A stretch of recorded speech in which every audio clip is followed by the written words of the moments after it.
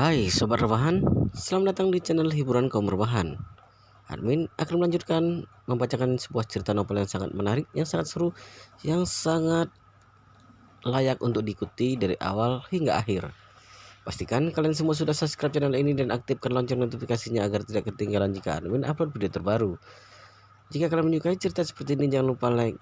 Jika berkenan, share juga ke teman-teman kalian agar teman-teman kalian juga mendapatkan informasi hiburan di channel ini. Baik, kita lanjutkan di part ke-181 bertepatan dengan bab ke-854. Ini membuatnya bertanya-tanya apakah wanita cantik ini adalah teman masa kecilnya di panti asuhan. Tapi tidak peduli bagaimana dia berpikir, dia tetap tidak punya ingatan tentang wanita cantik ini. Ketika memikirkan ini, Jiang Ming masih tetap tersenyum. Dia menyapa Yi Chen dengan sikap arogan. "Oh, bukankah itu Yi Chen? Lama tidak bertemu." Yi Chen tersenyum dan berkata, "Kantong mulut besar, kantong kentut besar." Kantong kentut besar adalah julukan Jiang Ming di dalam panti asuhan dulu karena dia gemuk dan kuat makan, jadi dia sering kentut.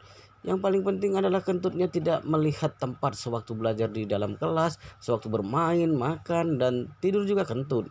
Teman-teman sangat terganggu dengan kentutnya waktu itu, maka dia mendapat julukan kantong kentut besar. Jiang Ming tidak menyangka kalau Yi Chen langsung menyebut nama julukan sehingga wajahnya terlihat merah padam. Sebelum dia mengatakan apa-apa, seorang pemuda yang ada di belakangnya berkata dengan kesal, "Hei Yi Chen, kenapa kamu bicara seperti itu? Kenapa kamu masih berani memanggil Direktur Jiang dengan julukan lama? Direktur Jiang sekarang adalah seorang eksekutif perusahaan. Kamu harus menjaga kata-katamu." Yi Chen melihat sekilas orang yang berbicara. Dia samar-samar mengingat kalau orang itu bernama Zhang Xiang. Dia adalah pengikut Jiang Ming pada waktu itu. Tidak diduga dia masih menjadi pengikut Jiang Ming setelah bertahun-tahun. Jadi dia sedikit mengerutkan keningnya dan berkata dengan datar, "Maaf, aku tidak terbiasa karena sejak kecil memanggilnya kantong kentut besar." Jiang Ming melirik Xiao Churan dan dia menemukan Xiao Churan sedikit tidak mengendalikan diri karena julukan ini. Dia langsung terlihat marah dan menyerang kembali. "Yi Chen, lihat tampangmu sepertinya lumayan baik. Kamu mengemudikan mobil apa ke sini?" Jiang Xiang langsung tertawa kencang dan berkata, "Aduh Direktur Jiang, kata-katamu agak berlebihan. Aku dengar Yi Chen menjadi menantu yang tinggal di keluarga istrinya. Hidupnya bergantung pada istrinya. Sudah bersyukur bisa makan nasi. Kamu masih bertanya dia mengemudikan mobil apa? Bukankah kamu sengaja mempermalukannya?" "Aduh, salah berbicara, salah berbicara." Jiang Ming memukul kepalanya. Dia sengaja berkata, "Maaf Yi Chen, aku orang yang suka berterus terang. Semoga kamu tidak marah." Dia berkata seperti itu, tapi dia sudah tertawa di dalam hati. "Yi Chen, aku mau lihat bagaimana kamu bisa bertahan." Yi Chen tersenyum dan berkata, "Kantong kentut besar, aku selama ini berpikir kamu sering kentut karena otakmu lurus. Tidak diduga gaya bicaramu juga lurus. Sepertinya kamu menggunakan saluran pernapasanmu untuk bicara, sama seperti usus yang sama-sama lurus." Semua orang tertawa ketika mendengar ejekannya. Wajah Jiang Ming langsung terlihat sangat jelek. Dia benar-benar tidak menyangka kata lurus yang dipakai menjadi bahan ejekan Yi Chen. Dia tidak bisa mempedulikan ini sekarang. Dia takut Xiao Churan punya kesan buruk padanya karena kata-kata Yi Chen. Jadi dia tiba-tiba melihat Xiao Churan dan bertanya sambil tersenyum, "Aduh, wanita cantik ini terlihat asing. Mungkin karena aku telah lama tidak kembali ke panti asuhan. Kenapa aku tidak bisa mengenalimu lagi? Apakah kamu bisa memberitahuku siapa namamu?" Li Chopin yang berada di sana berkata dengan kesal, "Hei, Jiang Ming, apakah kamu punya mata? Apakah kamu tahu siapa dia? Ini adalah kakak iparku, istri Kak Yi Chen." "Apa?" Jiang Ming seperti disambar petir. Dia tidak percaya meskipun membunuhnya. Wanita super cantik yang langsung menarik perhatiannya ini adalah istri si sampah Yi Chen. Dia melihat Yi Chen. Dia menemukan kalau seluruh pakaian yang ada di tubuh Yi Chen, bahkan harganya, tidak bisa membandingi satu harga jasnya. Jangankan bisa membeli satu setel, satu baju juga dia tidak mampu. Dia melihat Xiao Churan yang cantik sedang berdiri di samping Yi Chen sehingga dia merasa semakin emosi. Brengsek, Xiao Churan begitu cantik, bentuk tubuhnya juga ramping. Dia adalah wanita cantik di antara wanita cantik lebih cantik ratusan ribuan puluhan ribu kali lipat dari wanita yang pernah dia temui. Tapi dia ternyata istri si miskin Yi Chen benar-benar buta. Jiang Ming semakin merasa kesal ketika dia memikirkan Yi Chen bisa mendapatkan istri yang begitu cantik. Terlihat senyum palsu di wajahnya. Dia mengejek Yi Chen. Yi Chen, tidak diduga perubahanmu begitu banyak setelah tidak bertemu bertahun-tahun lamanya. Kamu benar-benar terlihat seperti pria yang hanya bisa makan nasi lembek saja. Kemudian dia memperhatikan Yi Chen dari atas ke bawah. Dia pura-pura mengeluh. Jika aku tahu begitu enak menjadi menantu yang tinggal di rumah istri, aku tidak perlu berusaha keras selama bertahun-tahun. Kamu lihat diriku, aku sudah bekerja bertahun-tahun sampai merusak kesehatanku, tapi hanya bisa mendapatkan posisi direktur. Aku benar-benar tidak bisa dibandingkan dengan dirimu yang hanya bisa makan tidur gratis saja. Jiang Ming sengaja berkata seperti itu karena dirinya ingin pamer di depan Yi Chen dan orang lain tentang kedudukannya, sekalian menyerang Yi Chen. Setelah dia selesai mengatakan ini, dia melihat ke arah Li Xiaopen yang cantik dan muda. Karena dia sudah tidak bisa mendapatkan wanita cantik securan, adik kecil Li Xiaopen masih bisa menjadi target. Kenapa sewaktu di panti asuhan dulu dirinya tidak menemukan kalau gadis kecil ini akan menjadi secantik ini ketika dewasa? Jika dia tahu seperti ini, dia harus mendapatkannya sewaktu di panti asuhan dulu. Pada saat ini, beberapa orang yang ada di belakangnya terlihat tertawa mendengar sindiran kepada Yi Chen. Meskipun tidak mengatakan apa-apa, tapi penghinaan terlihat jelas di wajah mereka. Tapi Yi Chen masih tetap terlihat tenang. Tidak terlihat kemarahan sama sekali di wajahnya. Securan merasa marah. Dia berkata dengan dingin, "Tuan, suamiku tidak menyinggungmu, tidak memprovokasimu. Kenapa kamu berbicara kasar dan mengejeknya? Selain itu, apa hubungannya denganmu suamiku makan nasi lembek atau tidak? Apakah dia pernah makan sebutir nasi darimu?" Jiang Ming tidak menyangka kalau istri Chen begitu melindunginya. Dia segera merasa kalau Tuhan tidak adil. Dirinya bekerja keras dan punya kemampuan. Kenapa dia tidak ada istri seperti ini? Apakah ini sama seperti yang dikatakan pepatah lama? Pria baik tidak punya istri baik, istri baik tidak punya suami baik. Maka dia merasa semakin kesal di dalam hatinya. Dia mencibir, "Cantik, aku bukan sedang mengejek suamimu. Aku mengatakan yang sebenarnya. Bukankah wanita cantik sepertinya akan terlihat seperti bunga yang jatuh dalam kubangan karena menikah dengan pria miskin sepertinya?" Securan berkata dengan dingin, "Kamu orang luar tidak berhak membahas masalah antara aku dan suamiku. Kamu hanya perlu mengurus urusanmu sendiri." Jiang Ming menjadi tidak bisa berkata apa-apa pada saat ini. Securan bukan hanya cantik, tapi dia juga sangat menyayangi suaminya dan juga membela suaminya. Ini benar-benar membuat orang iri. Pada saat ini, Li Xiaopen juga berkata dengan marah, "Hei, Jiang Ming, apa sebenarnya maksudmu? Apakah Kak Yi Chen menyinggungmu? Kenapa kamu berkata kasar di sini? Kamu benar-benar gagal jadi orang. Tidak ada perubahan sama sekali dari dulu." Jiang Ming langsung merasa emosi ketika dia mendengarnya. Kenapa bahkan Li Xiaopen juga ikut membela Yi Chen? Apa baiknya si miskin ini? Kenapa semua wanita cantik membelanya? Lupakan saja kalau Xiao Churan yang sebagai istrinya membelanya. Li Xiaopen yang tidak ada hubungannya dengannya juga membelanya. Selain itu, Jiang Ming semakin merasa bahwa Li Xiaopen adalah wanita yang sangat cantik. Wanita muda awal 20 tahun tapi tubuhnya sudah begitu tinggi dan ramping. Selain itu, lekukan tubuhnya terlihat jelas, benar-benar sempurna. Selain itu, wajahnya yang merah dan cemberut semakin imut. Dia sangat ingin memeluk dan menciumnya. Dia akan merasa sangat puas jika bisa mendapatkan wanita seperti ini. Jadi dia segera berkata sambil tersenyum kepada Li Xiaopen dan berkata, "Aduh Xiaopen, kamu jangan salah paham. Bukankah aku hanya bercanda dengan Yi Chen? Kamu bukannya tidak tahu dengan kami berdua? Kami sering bercanda dulu. Hubungan kami sebenarnya sangat baik." Li Xiaopen mendengus. Dia memalingkan wajah darinya. Tepat pada saat ini, seorang wanita parubaya dengan rambut agak putih dan wajah ramah berjalan keluar dari pintu gerbang panti asuhan. Dia bertanya ketika melihat semua orang di sana, "Aduh, bukankah kalian sudah pergi ke restoran? Kenapa masih berdiri di sini?" Semua orang segera berpaling dan terlihat senang. Orang yang berbicara adalah Bibi Li yang sudah pulih dari sakit. Pada saat ini Bibi Li terlihat tersenyum lembut Dia juga terlihat senang ketika melihat semua orang, terutama ketika dia melihat Yichen. Dia bukan hanya senang tetapi terlihat berterima kasih. Untuk beberapa saat mata semua orang melihat Bibi Li penuh semangat. Yichen memiliki kemampuan dari kitab 9 misteri sehingga dia bisa melihat kalau Bibi Li sudah sembuh total dan kondisi tubuhnya juga sangat bagus. Dia merasa sangat bersyukur, tapi dia juga merasa sayang di dalam hatinya. Jika dia bisa lebih cepat menemukan kitab 9 misteri, maka Bibi Li tidak perlu melakukan operasi mengganti ginjal. Satu butir pil peremajaan bisa membuatnya sembuh. Selain itu bisa membuatnya lebih muda beberapa tahun, bahkan belasan tahun. Bibi Li juga merasa seperti itu bagi dirinya.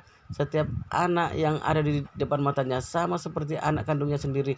Dia sangat sayang kepada mereka. Dia telah mendedikasikan seluruh hidupnya untuk panti asuhan. Meskipun dia tidak pernah mengharapkan balasan dari anak-anak ini untuk berbakti kepadanya, tapi dia terus mengangguk melihat anak-anak ini bisa datang mengunjunginya dan hatinya merasa sangat bersyukur. Sekelompok teman-teman kecil panti asuhan langsung menyerbu ke arah Bibi Li untuk menyambutnya. Di antara orang-orang ini ada yang melakukannya dengan tulus dari lubuk hatinya, ada juga yang hanya mengikuti yang lainnya saja. Tapi meskipun begitu, tetap membuat Bibi Li sangat terharu. Dia merasa puas karena anak-anak ini masih bisa ingat dengan dirinya.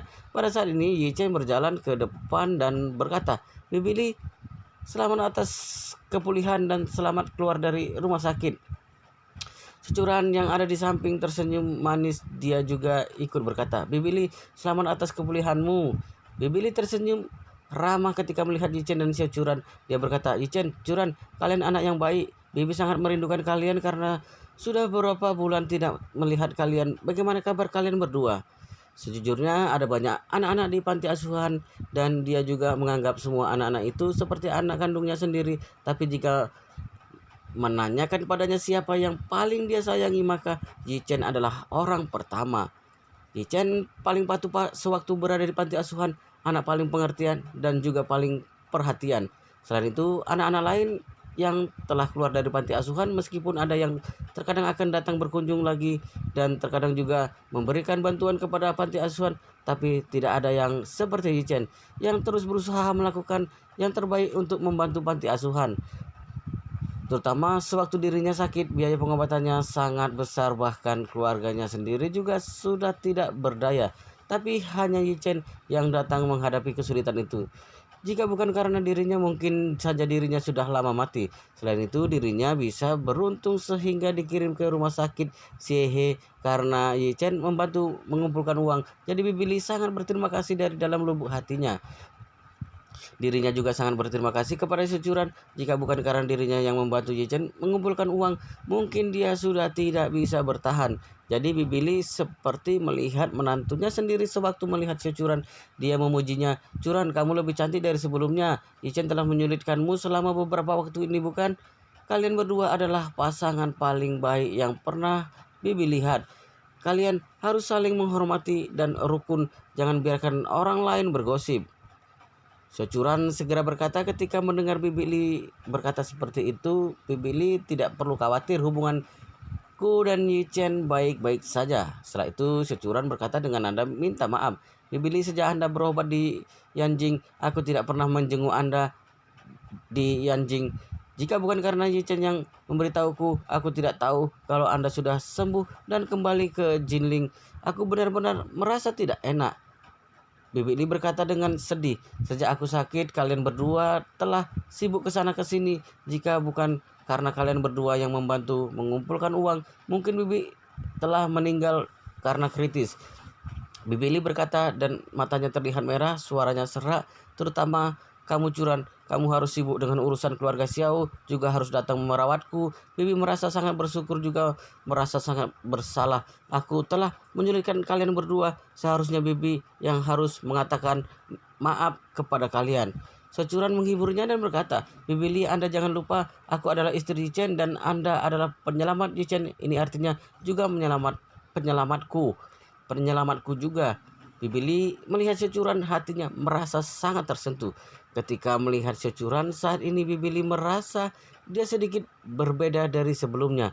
Meskipun Yi Chen dan Xiao Churan sering datang menjenguknya, tapi Xiao Churan samar-samar masih terasa agak asing dengan Yi Chen dan terlihat jelas kalau mereka tidak punya landasan yang kuat. Tapi saat ini mereka berdua terus bergandengan tangan, sepertinya hubungan mereka telah meningkat banyak. Bibi Li sebelumnya sering mendengar desas-desus dari luar, jadi dia terus mengkhawatirkan hubungan mereka berdua. Dia takut Yi Chen dan Xiao Churan akan bercerai dan dia diusir dari keluarga Xiao. Hatinya baru bisa bernapas lega melihat hubungan mereka berdua ada perkembangan saat ini. Semua orang yang ada di sini merasa kaget begitu mendengar kata-kata ini. Mereka baru tahu sekarang kalau Yi Chen bersama istrinya telah melakukan banyak hal sewaktu Bibi Li sakit. Yi Chen terlihat rendah hati, dia merawat Bibi Li dengan baik. Untuk membalas budi Bibi Li, dia tidak pernah berpikir untuk mengandalkan ini untuk pamer di depan orang lain. Namun Jian Ming yang ada di sana terlihat sangat kesal. Semua orang bisa datang mengunjungi Bibi Li hari ini karena dia yang memberikan ide untuk semua orang. Selain itu, dia berpikir untuk memakai kesempatan ini untuk pamer di depan semua orang karena dirinya bisa dianggap telah sukses. Dia ingin menikmati pujian dari semua orang sekalian bisa menarik perhatian Li Xiaopen yang imut ini. Tidak diduga Yi Chen telah membuat semua pamornya. Dirinya malah hanya menjadi papan latar belakang saja. Ketika dia memikirkan ini, mata Jiang Ming yang melihat Yi Chen semakin penuh kebencian. Pada saat ini, Bibi Li memegang tangan Xiao Churan. Dia berkata dengan bangga, "Churan, usiamu dan Yi Chen sudah tidak muda lagi. Sudah saatnya mempertimbangkan punya anak. Anak-anak angkatan Yi Chen yang keluar pada waktu itu hanya Yi Chen yang telah menikah. Yang lainnya masih lajang. Aku sudah tidak sabar ingin menggendong seorang cucu." Xiao Churan langsung terlihat malu.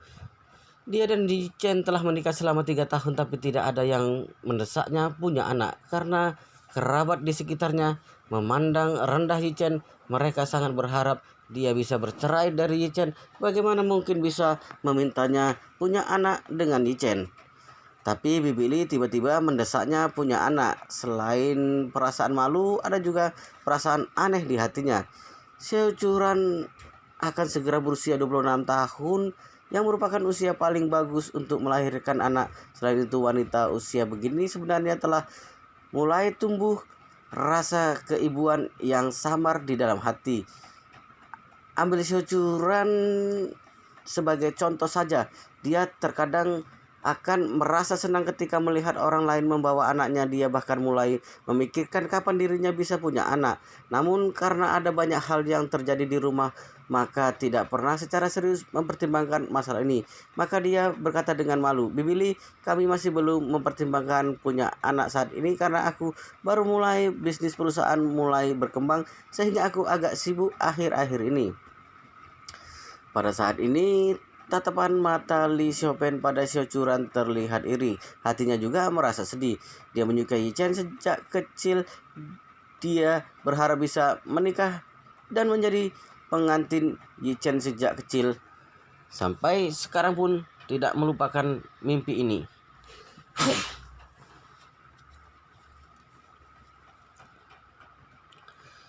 Dia sudah tidak ada harapan lagi. Jadi dia merasa iri kepada Xiao Churan karena menurutnya Xiao Churan telah menemukan pria paling baik di dunia ini. Jadi dia adalah wanita yang paling bahagia di dunia ini. Bibi Li tersenyum dan berkata, "Karir memang penting, tapi terkadang keluarga juga penting. Wanita tidak boleh terlalu telat punya anak jika tidak akan ada pengaruhnya bagi tubuh." Xiao Churan mengangguk dengan wajah merah. Xiaopen berkata dengan canggung pada saat ini, "Bibi Li, pemilik restoran baru saja menelepon ke sini. Dia mengatakan kalau listrik di restoran mereka bermasalah sehingga tidak bisa dibuka hari ini. Kita hanya bisa makan di tempat lain." Bibi Li tersenyum dan berkata, "Sebenarnya makan itu tidak masalah. Aku sudah sangat senang karena bisa melihat semua orang. Ada banyak orang di sini yang sudah lama tidak aku lihat." Jiang Ming yang dari tadi diabaikan tiba-tiba merasa senang ketika mendengar ini. Dia segera maju ke depan dan berkata, "Bibi Li, aku akan membawa semua orang makan malam ini." Setelah itu dia mengeluarkan ponselnya kemudian berkata kepada semua orang, "Semuanya, aku telah memesan tempat di Hotel Hyatt, Hotel Bintang 5 di Jinling. Mari kita pergi sekarang." Semua orang terlihat kaget begitu mendengar Jiang Ming telah memesan tempat di Hotel Hyatt. Seseorang berkata dengan malu, "Hotel Hyatt adalah hotel bintang 5, bukanlah terlalu boros kalau kita makan di sana. Setidaknya menghabiskan 2 hingga 30 ribu untuk makan di sana, bukan?" Benar, jika kita semua patungan, maka setidaknya harus mengeluarkan 1 sampai 2 ribu satu orang. Tingkat gaji kami tidak mampu membayar harga semahal itu.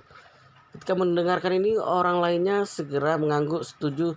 Orang-orang yang keluar masuk hotel bintang 5 pada dasarnya adalah orang-orang kelas atas. Hanya mereka yang bisa menikmati tempat seperti itu. Di antara orang-orang yang ada di sini karena status yatim piatu dan pendidikan yang rendah serta tidak ada latar belakang, maka tidak bisa disebut sukses. Sebagian pekerjaan semua orang adalah pekerjaan yang relevan lebih rendah. Banyak di antara mereka hanya gaji bulanan yang cukup untuk memenuhi kebutuhan sehari-hari mereka dan harus pusing memikirkan cara supaya tidak kelaparan. Oleh karena itu, semua orang terlihat khawatir begitu mendengar akan makan di hotel bintang 5. Mereka takut tidak sanggup membayarnya. Jiang Ming tersenyum pada saat ini.